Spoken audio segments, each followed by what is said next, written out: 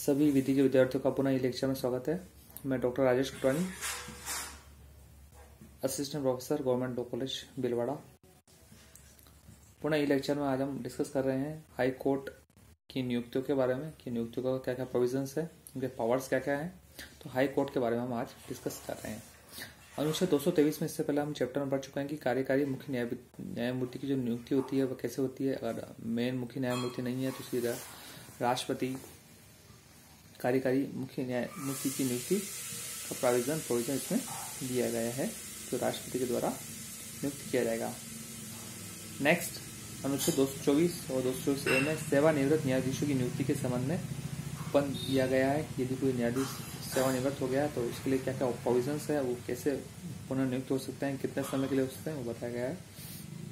यदि किसी high court के कार्य में किसी अस्थायी वृद्धि के कारण या कार्य के बकाये कारण राष्ट्रपति को पति होता है कि उनके यानी मुकदमों की संख्या का अंबार लग गया है, बहुत मुकदमे हो गए हैं, मुकदमों की संख्या बढ़ रही है, न्यायाधीशों की कमी है, तो राष्ट्रपति उस न्यायालय के न्यायाधीशों की संख्या में वृद्धि कर सकता है, बढ़ा सकता है। राष्ट्रपति समयक रूप से योग्य व्यक्तियों को 2 वर्ष से अनधिक अवधि के लिए यानी 2 वर्ष की अवधि के लिए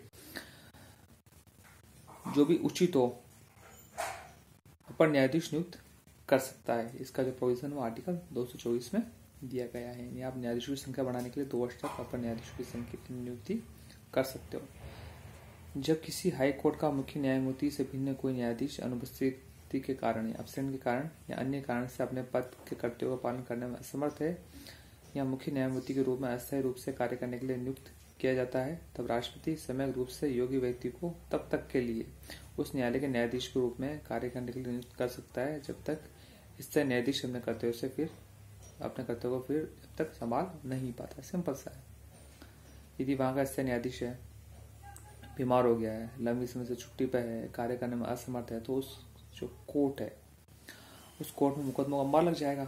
पहले हम भारत देश जानते हैं, भारत देश में मुकदमों का अंबार कितना लंबा चौड़ा है, कितना बड़ा है। यदि इसको समय से नहीं निपटाया जाए तो ये मुकदमे बढ़ते जाते हैं। तो राष्ट्रपति समय समय पर चाहे तो उसकी जगह अन्य न्यायाधीशों को नियुक्त कर सकता है ताकि मुकदमे की निपटारा हो सके, है ना। तो पद तो हम खाली रख नहीं सकते हैं, तो इसके लिए प्रोविजन यहाँ बताया गया है। उच्च न्यायालय के अपर या कार्यकारी न्यायाधीश के रूप में नियुक्त कोई व्यक्ति 62 वर्ष की आयु प्राप्त कर लेने के पश्चात उस पद को धारण नहीं करेगा। यानी 62 जो है उसकी लास्ट मैंडेटरी एज है। इसके बारे में भी हमें यहाँ सोचना है।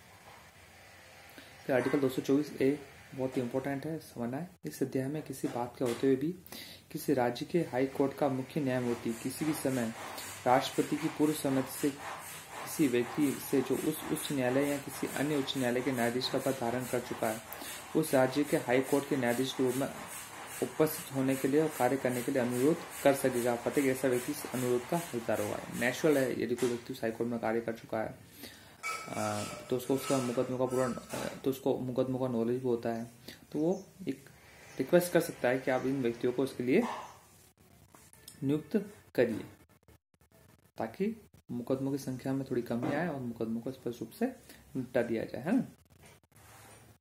उक्त अनुच्छेद से यह स्पष्ट है कि किसी भी सेवानिवृत्त न्यायाधीश को हाई कोर्ट में न्यायाधीश के पद पर कार्य करने के लिए कहा जा सकता है। सिंपल से इस बात का खर्च इतना सही है। अब आइए हम पढ़ते हैं कि न्यायाधीशों की योग्यता क्या क्या होती है। हाई कोर्ट में यदि कोई एक न्यायाधीश नियुक्त किया जाता है तो उसके जो योग्यता का प्रोविजन है वो क्या क्या है। पहला, वो भारत का नागरिक हो, सबसे महत्वपूर्ण। NRI या विदेशी हाई कोर्ट का न्यायाधीश नियुक्त नहीं किया जाता, इसलिए वो भारत का नागरिक होना आवश्यक है।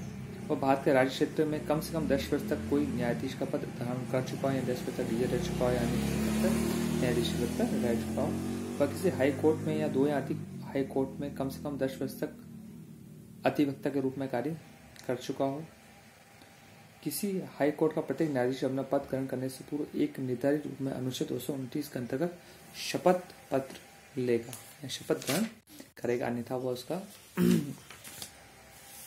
न्यायाधीश बनने के योग्य नहीं होगा। अब कुछ पद रिक्तियां और वेतन के बारे में है। हाई कोर्ट के मुख्य न्यायाधीश को जो भी वेतन तय किया गया है वो वेतन उसको दिया जाएगा। समय समय पर इसमें अमेंडमेंट हुआ है वेतन में। अलग अलग तरह से इसमें वेतन दिया जाता है। उनका वेतन बहुत अच्छा दिया गया है और संचित निधियों से, आकस्मिक निधियों से इनका वेतन दिया जाता है। हाई कोर्ट के न्यायाधीश अपने पद से त्यागपत्र देते हैं या उनको पदच्युत किया जा सकता है यदि उस पर पद कदाचार या गंभीरता या असमर्थता का यदि कोई आरोप है तो किया जाएगा। और वो वैसे कैसे किया जाएगा, जो सुप्रीम कोर्ट में जो व्यवस्था की गई है इसी तरह इसमें भी व्यवस्था की गई है कि सदन के समक्ष रखा जाएगा, 2/3 बहुमत से पारित होगा तभी इसको किया जाएगा। इसको लगाया भी राष्ट्रपति के द्वारा जा सकता है और हटाया भी राष्ट्रपति के द्वारा किया सकता है, लेकिन जो प्रोसेसर है उसको फॉलो करना पड़ेगा। इसके लिए प्रोविजन आर्टिकल 217 क्लोज 1 में इसके लिए जो प्रोविजन है वो यहाँ स्पष्ट रूप से बताया गया है। कोई न्यायाधीश राष्ट्रपति को संबोधित करके अपने हस्ताक्षर सहित लेख द्वारा अपना पद त्याग दे सकता है या त्यागपत्र दे सकता है। उसके लिए उसको अनुमति की जरूरत नहीं है। किसी न्यायाधीश को सुप्रीम कोर्ट के न्यायाधीश को हटाने के लिए अनुच्छेद 124 क्लॉज 4 में उपबंधित रीति से जिस रीति से राष्ट्रपति द्वारा सुप्रीम कोर्ट का न्यायाधीश हटाया जाता है उसी को उसको उसमें फॉलो करना पड़ेगा, है ना। इस प्रकार हमने राष्ट्रपति का इसमें क्या रोल रहता है, हाई कोर्ट की जो योग्यता है उसके बारे में, कि हाई कोर्ट का एक जज बनने के लिए क्या क्या योग्यता होनी चाहिए, इसकी पद रिक्तियों के बारे में, इसके वेतन के बारे में हमने इसको संक्षिप्त रूप से समझा। अब नेक्स्ट जो चैप्टर है वो उसके जूरिसडिक्शन के बारे में हम डिस्कशन करेंगे। Okay, thank you all.